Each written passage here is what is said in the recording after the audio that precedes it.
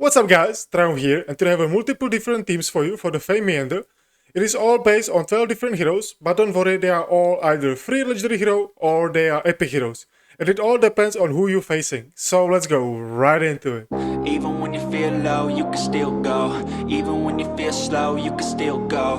Alright guys, so I will start with the teams immediately and then show you the builds and how I'm using. So for example, this team I am using Evrian, Gardus, Gam, Rava and Vidimir.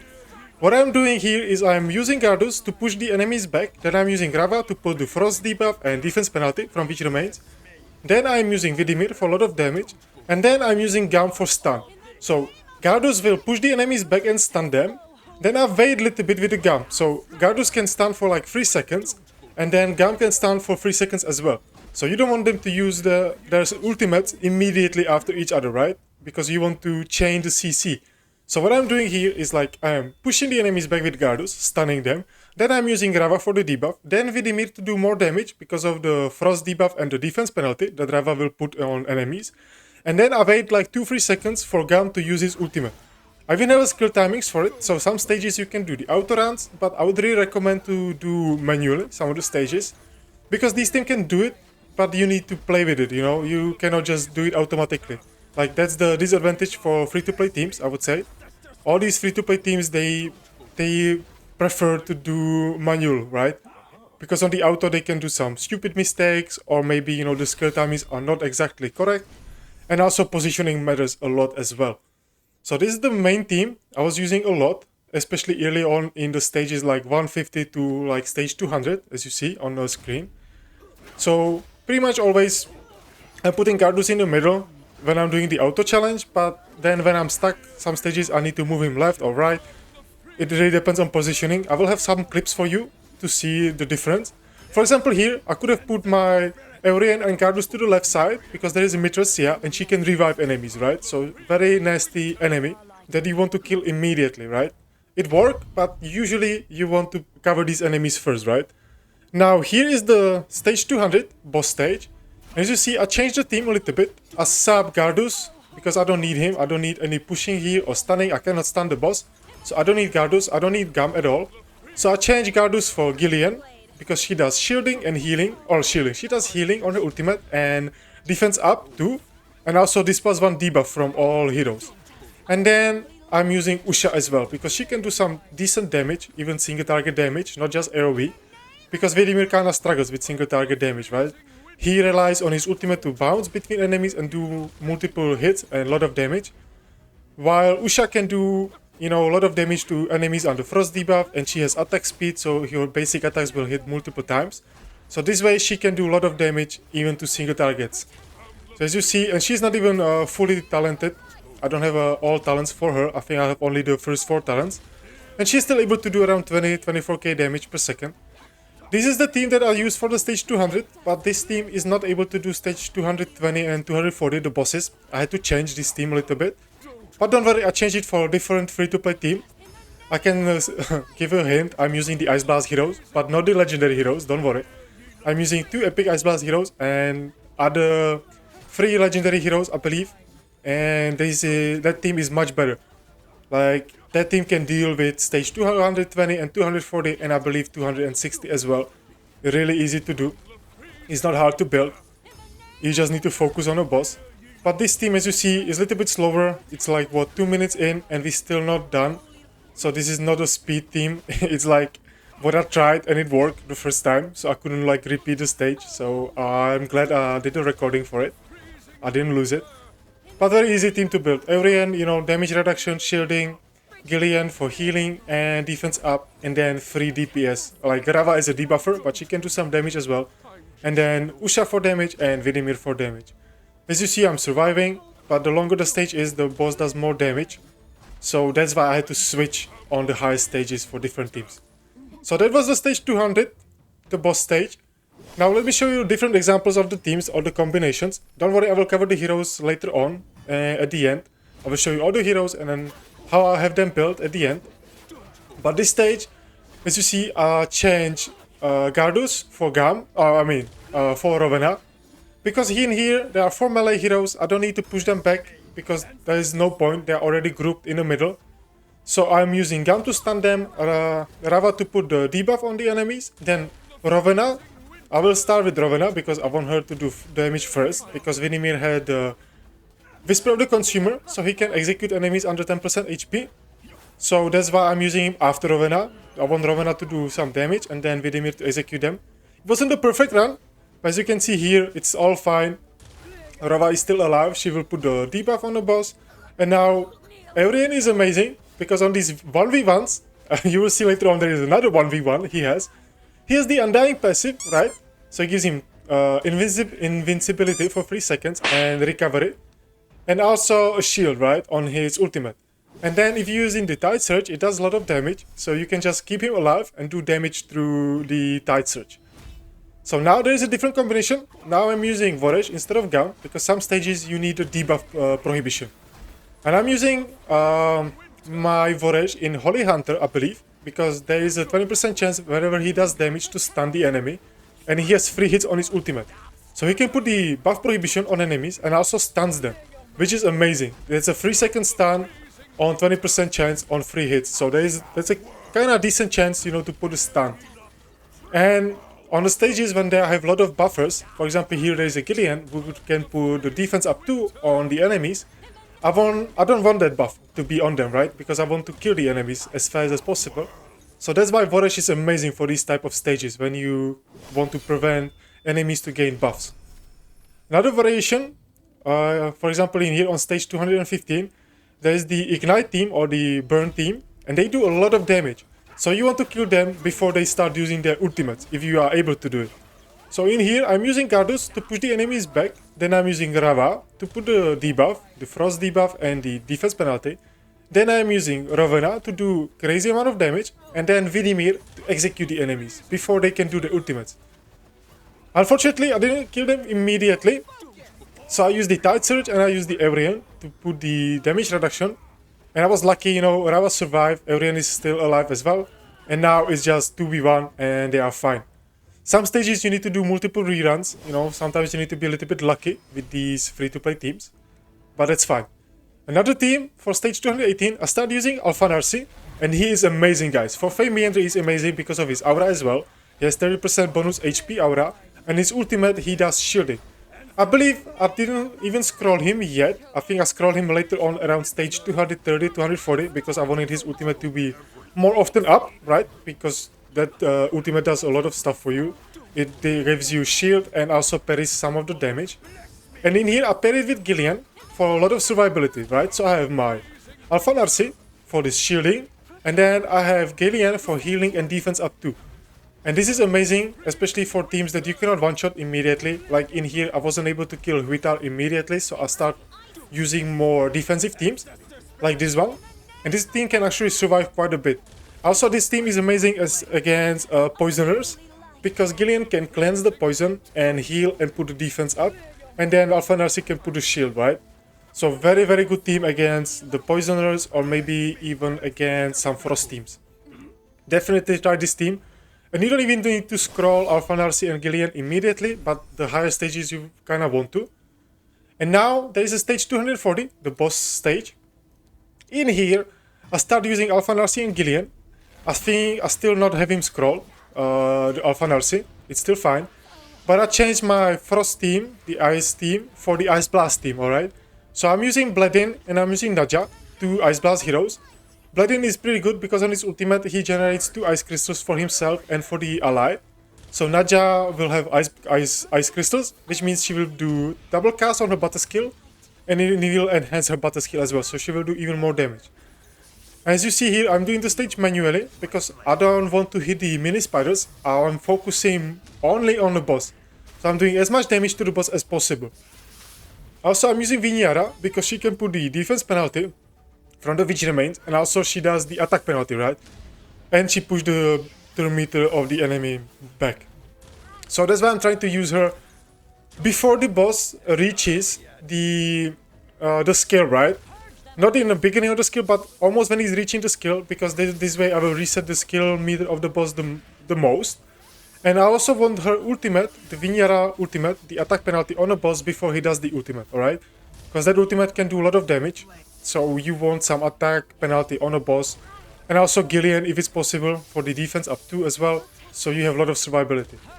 As you see, I'm still ignoring the little spiders. You don't care about them, you just want to kill the boss as soon as possible. So I'm doing manually this one, as I mentioned, and I'm trying to save the Alpha Narcy and Gillian ults before the boss does his ultimate to survive it, right? Sometimes you need to use it, you know, more often. Like in here, my Gillian is almost dying, so I have to use her ultimate to heal her up. And also, as you can see, I'm using the positioning for my advantage. So my squishiest hero is Nadja, and she's in a corner, so the little spiders cannot reach her, right? So they don't do damage to her. And also, Bladin can be only attacked by one enemy. As you see here, he's fine. So my 2 DPS are chilling, you know, you don't need to build them with too much survivability, they are fine. Because most damage will take the Gillian and Vinyara and Alpha Narcy. And you will see that once I kill the boss, the stage is done. You don't need to kill the little spiders, you will see. It's almost there, don't worry, it looks like it's close, but we're still fine. I'm waiting for Alpha Narcy ultimate, here it comes, perfect. Very, very good hero, like amazing hero for Fey Meander. And the 30% bonus HP aura from him is pretty good as well. So some stages you need more survivability, and he provides a lot of it. As you see here, I killed the boss, and I don't care about little spiders, the stage is done, and we're fine. So that was stage 220, and now let me show you some different combinations as well. So now on the stage 227, around this stage, there start being some Wildfire heroes, especially Carmen, and he is kind of disgusting to deal with because he jumps towards your highest attack hero. In my case, it's Vidimir, and he starts, you know, killing him. So what you want to do is you want to put Garus one tile behind Vidimir, and then you have to wait. So this time I did auto, and you see I died, right? So it didn't work because you want to do it manually, and you want to wait with Gardus to cast his ultimate once the Carmen jumps on your DPS, okay? So if you use Vidimir and you have him built with the highest attack, you want to place Gardus one tile behind him and then use his ultimate after. I think I survived this stage, but there is multiple stages like this on stage 230, something like that. And then if you don't use this, you might die. So if you struggle on these stages, always put Gardus behind your highest attack damage dealer, and this way you will kind of prevent the DPS to die immediately. Or if your DPS is dying immediately from the assassins, build the DPS with a little bit more survivability, a little bit more HP, a little bit more defense, stuff like that. So here's a different team, and here I want to showcase some weird positioning. Because the enemy team has this horseman, I can't remember his name, something on L. I don't know what his name is. But he jumps to the highest amount of enemies, right? To the biggest cluster. So that's why I put Evrian, Gam, and Gardus to one side. So he will jump on these 3 heroes. Then Gardus will push him back. Then Raval will do the debuff. Then Vidimir does his ultimate. And Gam will stun them, right? So that's what I'm doing. As you see, my right side is dying. But the right side is debuffers or like stunners, okay? Not my main DPS. My main DPS is still fine. Vidimir is almost with 100% HP. And now this allowed me to cast twice of his ultimate. And he kills everyone. So sometimes you need to play with the positioning, because I was failing on this stage a lot, stage 237, and I did this weird positioning and it worked. So you want, when the enemy has a lot of AoE damage, try to place the cluster of heroes that you don't need too much, you know, on one side, and then it will jump to them. It will not hit your DPS, and that way you can survive, right? And you can kill the enemy. It's like in a chest, you need to sacrifice some of your pawns to win the game, right? For example here, that's what I'm talking about, the auto runs and the manual runs. In here, Vidimir wasted his ultimate on one of the enemies, but it didn't bounce. So if he cast it on a group of enemies in the back, he would win. But Evrian saved the day. It was another 1v1. And it's like Evrian versus a dragon. And here you will see his survivability, he's amazing. On his ultimate, the shielding and stuff like that. Then on his passive, the undying, when he's invincible and he has a recovery over time. It gives me plenty of time to kind of kill the enemy. As you see here, the Tide Surge does a lot of damage to him. And everyone is surviving, right? Here was kind of lucky. I luckily got his ultimate back as soon as possible. And now I'm just waiting for the Tide Surge to kill the enemy, okay? To kill the dragon. So, one more. His passive is back. It will be fine, but his passive was back, so he will be chilling. And this is how you can win sometimes the 1v1 situation with Eurian. Because he just doesn't want to die when it's 1v1. And this stage was difficult. Stage 255. This stage was very difficult. I had to do multiple reruns in here. Because of the enemy. It was a lot of RNG. Would they hit? Would they put the attack penalty on? Stuff like that. And here I just put Gardus on the right side. Together with Alpha Narcy, you know, to make a cluster in the back. Stun them, then use Rava to put the Frost debuff and the defense penalty. And then I use Ravena together with Vidimir once again to one-shot the enemies.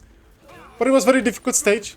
Because as you see here, Alpha Narcy is getting taunted. So he's not using his ultimate correctly. So for these stages, sometimes you need to build your tank with a lot of resistance. Not just HP and defense, but resistance. Because some stages you need to resist the enemy charm, taunt, stuff like that, silence, stuff like that. You need to resist it on your tanks, especially for Alpha Narcy. Because there's some, you know, skill intervals that you want to use. The team is based pretty much on how they function together. And if the enemy team can silence you, stun you, or charm you, it falls apart. So sometimes you really want to build your tanks with a lot of resistance, like around 250 resistance, plus another 50 from your Psychic Core. So don't forget to level up your Psychic Core. So around 300-320 resistance is what you need. So play with it and try to get it, okay? Because it can help you. Sometimes the stage looks like it's not possible to do, but if you resist some of the debuffs, you might be able to survive. And don't forget, some heroes, they have the talent, the resistance talent, when they share 20% of their resistance to your surrounding audience allies. So maybe play with it. It's like Ancient Battlefields, kinda, in a Season 1, when I build a lot of resistance on my terrain and share his resistance with other heroes. Here, this stage, 263, very difficult, a lot of Garduses, they pushing you back, they stunning you, stuff like that. So I really recommend to place all your heroes on one side. In here, it was a fail, because they kill Rava immediately. Which is why I need to place Rava one star, you know, one tile away. So they only focus on Eurian with the basic attacks. And in here, I'm just spamming my Gardus as much as I can, you know. I want him to cast as the first. So he stuns the enemies. And then I can do the Rava. Once again, it's like this is like the one-shotting build. Okay, so you want Ravena as well to do the damage. You kinda, sometimes, in here, I could have waited a little bit longer for the defense penalty to be placed on the enemies. Because Rava put the Vortex, and the Vortex does damage every 0.5 or 0.6 seconds. Which means every time it does damage, it can inflict the defense penalty. So sometimes I would recommend to wait a little bit until you see the defense penalty on all your enemies, right? Because this way you will do more damage and you will one-shot them. Luckily in here, I managed to survive and kill the enemy. But sometimes I would really recommend to wait for it. You will see. So she casts the ultimate. And oh, this time she plays the defense penalty immediately. But sometimes, you know, it can take a half a second or second for the defense penalty to be placed on the enemy. So that's why manual is much better for these free-to-play teams. But this is kind of the maximum your free-to-play team can reach. It was on stage 267 where I stopped using free-to-play team. I was stuck on this stage for like 2 days. I wasn't able to do it. Very difficult. And that's why I started using my not so much free-to-play team. And you will see that team in a part 2. So right now I will show you the builds. What I'm using, like how I have the heroes built, stuff like that. Unfortunately, I cannot show you in the Fey Meander because I already completed it. I will show you the team builds in Grave of Venom. So for my Alpha Narcy, I have him built with 103k HP, 2.8k defense, almost 200 enlightenment, and 190 resistance. Some stages I went with high resistance, some stages I went with lower resistance. It all depends on your runes. So in here I had the defense and I have resistance in here. But sometimes I'm looking for more resistance on a gear, stuff like that. What I'm using on him is the Hope of Oasis. It gives me HP, skill haze, and when the Weaver HP is above 70%, he takes 20% less damage. So very good, especially with his passive, the shield, the bone shield or something like that. What is it? The Death's Blessing, you know. This one, it boosts his damage reduction as well. So very good for him for survivability. And then for his ultimate, I'm using the Devout Prayer because when the Weaver grants a shield, the target deals 5% more damage for 10 seconds. That's why I'm saying it's very important for your tank, or especially for Alpha Narcy, not to be silenced or charmed. because you want to use his ultimate before you start using your DPS, you know, that way you can do a little bit more damage. So some stages I went with higher resistance than 190, but overall this was my gear for him. And for the artifact, I was using the Aurelium Vest because it boosts the damage reduction my allies take when they are under shield buff. So that was Alpha Nurse. Then Rava. I have my Rava at 46k HP, 1900 defense, 4.1k attack, and 323 accuracy. I'm using the Witch Remains on her. And then I'm using the Emissary Whisper, the new gear for Season 2. It gives me 40 accuracy, 20 skill haste, and when the Weaver successfully inflicts a debuff, all allies deal 10% more damage for 10 seconds.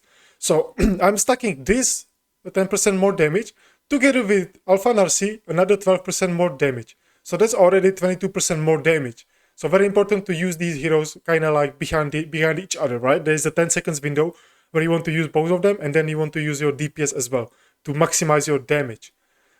Also, I'm using the Imperial Oath, another new set for the Season 2. So when the Weaver successfully inflicts a control effect, if the target is already under a negative effect, reduce their ultimate energy by 10%. Any target can only be affected once every 10 seconds. Since I'm using this after my Gardus, who puts the stun on the enemies, right? She will also reduce their ultimate energy because of this. And also her ultimate is like a vortex that stays on a place and it can inflict, you know, the frost immediately and then the defense penalty maybe after, so she will proc this. So very, very good mythical gear on your Rava. Then for my Gardus, I have him built with 60k HP, 1.5k defense, 1.6k attack, 370 accuracy. So maybe you can, you know, lower the accuracy and build him with a little bit more damage, attack, or maybe a little bit more skill haste, stuff like that.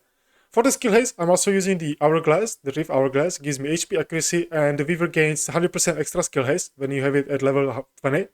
Very good, because I want him to cast his skills as much as possible and as soon as possible, right? And I'm also using on him the Puppet Inspiration for the accuracy resistance, and when the Weaver casts an ultimate skill, allies of the same element gains 10% ultimate energy. So that's why I want him to cast first, because when he casts, he boosts my whole team energy, the ultimate energy. So that's why, you know, I can get to my skill casting much faster. So that's my Gardus. And then my Rowena. I have her with 35k HP, 1500 defense, 5.8k attack, 95% crit rate. Unfortunately, I'm not able to get to 100% crit rate, but that's fine. If you can get her to 100% crit rate, definitely do that. And then 115 crit damage, I'm sorry. And then I have some resistance, accuracy, stuff like that, doesn't matter. For the artifact, I'm using the Downpipe Organ, because this way it can boost my Vidimir damage as well. As you see here, 10% of her damage we share with other range heroes. So she will grant 10% of her damage to Vidimir. But if you don't have this, you can use the Eyeball of the Giant. It boosts her ultimate damage, and she does a lot of damage on her ultimate, right? So that's why those are two artifacts that I would use or would recommend to use on your Rowena. Or you can go with something that does a lot of attack percentage or damage, maybe like the Manticore, or maybe you can use the Arcane Music Box, because you have a shield from Alpha Narcy, and this artifact boosts your damage when you shield it, right? And it gives you crit rate. So this way you can build her with, you know, 100% crit rate, and you can do more damage when you under shield. And you always want to use your Rowena after Alpha Narcy because of the boosting from the mythical gear, right?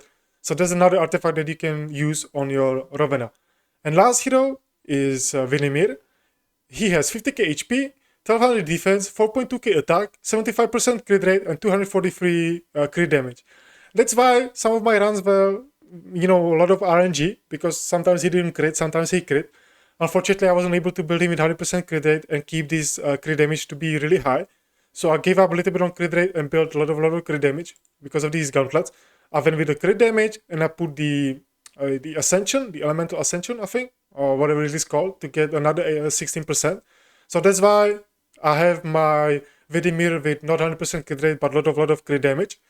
I'm using the Forbidden Aegis on him for the attack percentage and the crit rate.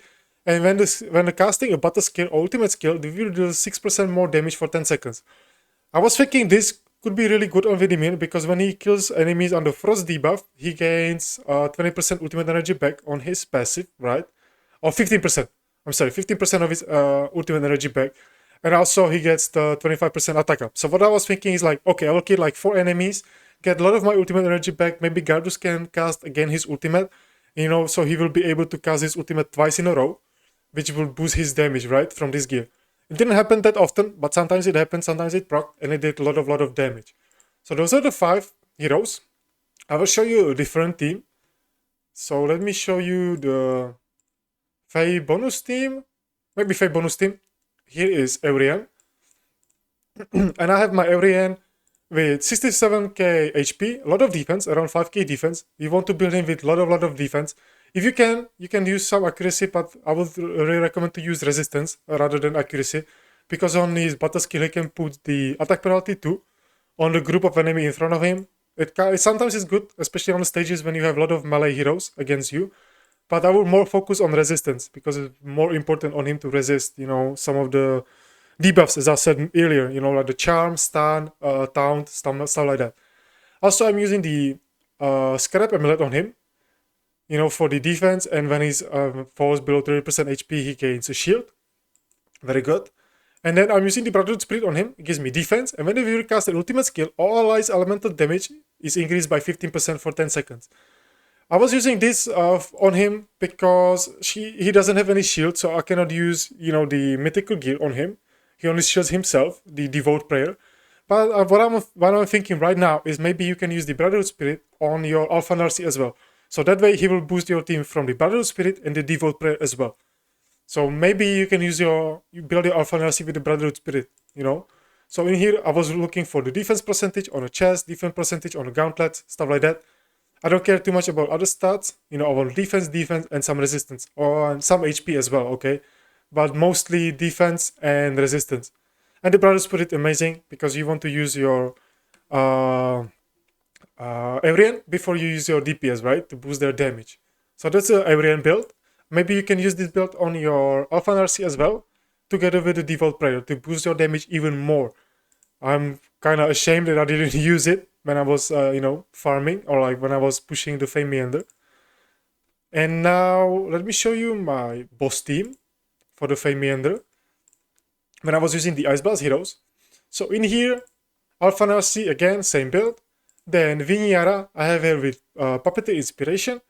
I have some HP on her, the 51k HP, 3.3k attack, some defense, and a lot of accuracy for the ultimate, for the attack penalty, and stealing all the buffs and pushing the ultimate energy of the enemy. Then Gillian, 80k HP, 2.7k defense, 255 enlightenment. If you can, some resistance would be nice on her, but you mainly want enlightenment and HP. I'm using the Ancestor Protection on her for the HP, defense, and decrease the Weaver damage taken by 10%, while 50% of other allies' damage taken is transferred to her. So I was using Gillian in a boss fight, and also for the stages when I need a lot of survivability, right? Like the Poisoners team were against me, stuff like that. Some stages where I couldn't one-shot the enemy, and the enemy could, you know, survive my damage and kill me, or, you know, slowly kill me. So that's why I was using Gillian in some of the stages. Also, I'm using the Mirror of the Living on her to boost the healing.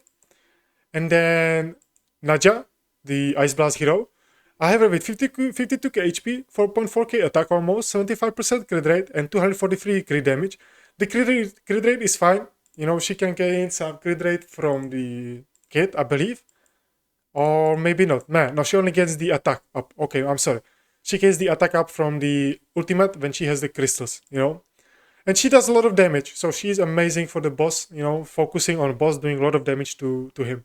And I'm using the Forbidden Aegis on her. It's a similar build to Vidimir. I think it's the exact copy from the Vidimir build. And also I'm using the Whisper of the Consumer, because this way I can execute the boss at 10% max HP. So that's Naja. And now Bladin, amazing epic hero from the Ice Blast school. I was using him with epic runes, so I'm actually missing a rune on him, the epic rune, because I was, you know, progressing through the dungeons, you know, start farming more negative runes, more positive runes, legendary ones. So unfortunately, I don't have it, but I would really recommend to use something with a lot of crit rate. So maybe something like, I don't know, resistance, accuracy, HP, attack. So maybe something like this, you know, a lot of attack, some crit rate, stuff like that. You don't need to build him with 100% crit rate. That's amazing on him, because on his battle skill, he has 20% more crit rate. And same for his ultimate, he has 20% more crit rate. So you only need to build him with 80% crit rate total. I have him built with 46k HP, 1600 defense, 6k attack, 55% crit rate and 58% crit damage. I went with a lot of attack because I want to boost my Naja, because I am using the Dawn Pipe Organ. 10% of his attack is transferred to, not transfer, but he gives 10% of his attack to Naja or the other range heroes. So Naja, Gillian, Vinyara. So that's why I was building him with a lot of attack, not that much crit rate and crit damage. And he is here mostly for the crystal generation. So he grants 20% attack up for 10 seconds and 2 stack of ice crystal to the hero and ice blast ally with the highest attack. So that's how he can generate ice crystals. So you don't need, different hero for the ice crystals. So Bloodin is here mostly for supporting my Naja damage. So this was my boss team. Now let me show you the surviving team, okay? Alright, so here's my surviving team. I was using the Alphanarsi, Gillian, Vidimir, Rava, and Gam. So let me show you I have my Gam build. He is built with 41k HP, almost 42k HP, 5k attack, and 284 accuracy. So you want to go around 300 accuracy. And I use him for a lot of attack for the Dawn Pipe Organ to boost my Vidimir damage. Because in here I only have Vidimir for the damage. So I want to, boost his damage. So this team is for a lot of survivability. And then 1 DPS slowly killing the enemy, alright? So what I did is boost his attack with the Abyssal Curse, 20% attack from 2 pieces. And the Cyril Whisper for the 20% attack and 20 skill haste. So he can cast his stun more often. You will see on his ultimate, he launches 3 attacks in the star shape, and then he inflicts stun for 5 seconds. So that's 5 seconds from your Gam, and then you can do 3 seconds from Gardus. So that if you time it correctly, that's 8-second CC. Gardus together with Gam. Very, very broken combination. Or you can use my team with the Voresh, the team that can, prevent the buffs and do the stunning. So I want to show you how I have my Voresh build in here. You see, he is built with Holy Hunter, because in here it gives you accuracy, skill haste, and when the Weaver deals damage, has 20% chance of inflicting stun to the target for 3 seconds. And he has 3 hits on his ultimate. So his ultimate covers the whole map and it does 3 instances of damage. If you scroll him, there is 100% chance to place the buff prohibition for 10 seconds. Very good. And if you use the talents on him, the 5th talent, the Relentless Pursuit, it extends the debuff duration by 2 seconds. So now the buff prohibition, stays on the enemies for 12 seconds. So very, very good. And if you go for tier 6 talents, when inflicting a negative effect on the enemy, it reduces the ultimate energy by 5%. And it can trigger once every 10 seconds. So this way, you hit everyone on the map. There's a high chance of you to stun them. Put the defense penalty on them if you use the Wish Remains, but I'm using Rava for it, but that's fine. And then you can also reduce their ultimate energy. Very good. And he can also dispel buffs from the enemy on his battle skill. He deals 3 damages, or 3 instances of damage, and he has 50% chance, if you scroll to 60% chance of dispelling 1 buff from them. So there's a 60% chance, 3 hits, pretty reliable, dispelling. Pretty good hero. And he covers the whole map. So that's why the Holy Hunter is amazing on him. So those are my teams. I hope I didn't miss anyone. This was all of these heroes from the free-to-play, right? I hope I didn't miss anyone. And Usha. I will show you the Usha. So I have a build with 44k HP, 5.3k attack, some crit rate, crit damage, and I was using the Dawn Pipe Organ on her to boost my Vidimir damage. But that team wasn't that good. I just used it for stage 200, but after that team kind of sucked. So I would not recommend using this team for the bosses. I would rather use the Ice Blast team, because that team does way more damage and is much faster. So if you want to, you can use this team, build the Usha, with more crit rate, maybe more crit damage, maybe give up on the Dawn Pipe Organ, and then with the Arcane Music Box, because she on her battle skill, as you see here, she gains 300% attack shield and then attack speed up to for 10 seconds. That's why she's pretty good when it comes to single target damage. Then her ultimate is AoE damage, but she can still do a lot of damage to single targets. So that was Usha. It was all of my teams, guys. For the Fey Meander, these free-to-play teams, they were able to get to stage 267, which I think is pretty good. It's decent, especially for free-to-play teams, being able to gain to this stage relatively quickly. But after that, I was struggling. I was really struggling on these stages. It was really hard. I'll start using some legendary heroes. But don't worry, I will show you those teams in the part 2. So there you have it guys, my free-to-play teams for the Fey Meander. I hope you found this video entertaining or helpful. If you did, hit the like button, subscribe, and let me know down below in the comment section how far are you in the Fey Meander. And I will see you in the part 2. So thank you for watching, and I'll see you next one. Bye!